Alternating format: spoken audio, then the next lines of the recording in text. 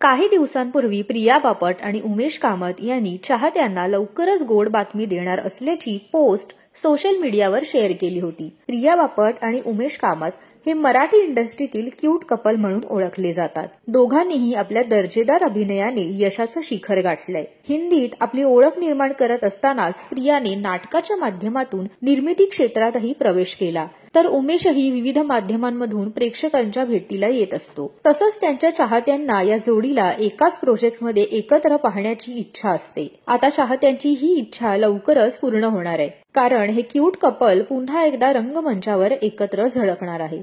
नाटकाच्या माध्यमातून प्रिया आणि उमेशची हिट जोडी पुन्हा प्रेक्षकांच्या भेटीला येणार आहे। प्रिया बापट सादर करत असलेल्या सोनल प्रोडक्शन निर्मित या नाटकाचे नाव जर तरची गोष्ट असे आहे। या नाटकाचे दिग्दर्शन अद्वैत दादरकर, रणजित पाटील यांनी केले असून इरावती कर्णिक यांनी लेखन केले आहे, तर नंदू कदम जर तरची गोष्टचे निर्माते आहेत। या नाटकात प्रिया बापट, उमेश कामत, आशुतोष गोखले आणि पल्लवी अजय प्रमुख भूमिकेत दिसतील।